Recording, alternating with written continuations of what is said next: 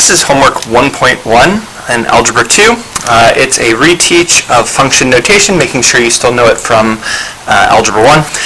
There is a whole section here at the top that explains how to do it. If you haven't read it yet and tried to figure it out through reading, I suggest you stop this video, try to read it, see if you can understand what's going on from the page, because that's a skill you don't want to cheat yourself of through watching a video. But if you've already tried and you still don't know what's going on, here's what we're doing. It says, for each function, evaluate.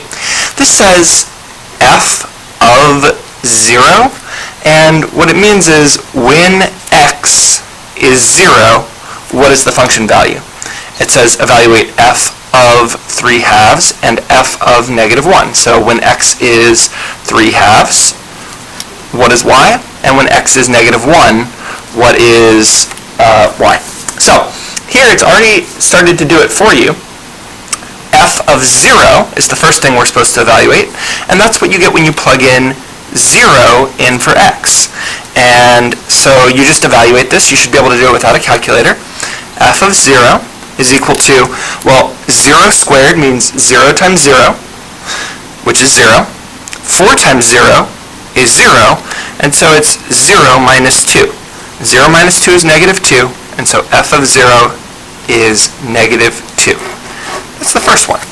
The second one, f of 3/2, you're plugging in 3/2 in for x. I'll let you do that yourself.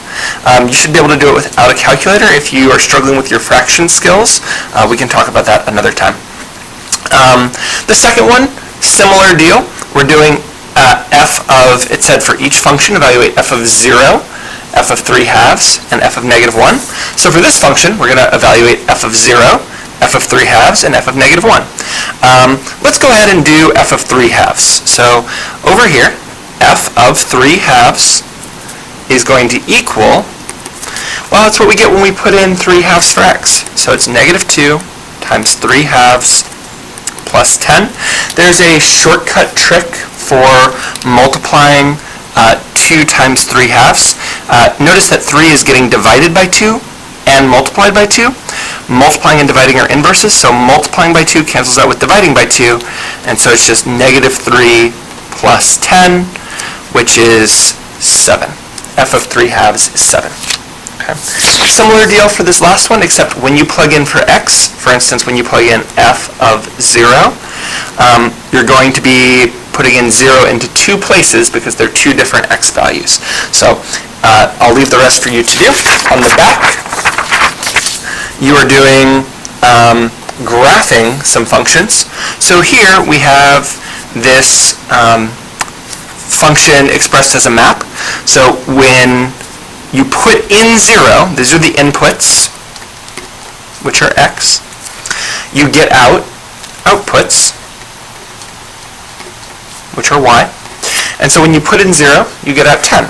On a coordinate plane, what that looks like is, when you put in 0, that's the x value. The x value is right here. When you put in 0, you get out 10. That's what that point says. When you put in -3, when x is -3, the y value will be 8. So when the input is -3, the output is 8. And you can graph the rest of the points yourself. You should not connect them at the end. In this function, we've got a table representation of a function. So g of x is 2x minus 4. So when x is 0, you do 2 times 0 minus 4. 2 times 0 is 0. 0 minus 4 is -4. So when x is 0, the function is -4. And so that goes on the graph here. It's 0, -4. And you'll get another set of functions that should make a straight line here. I hope that helps. Good luck on the rest of your homework.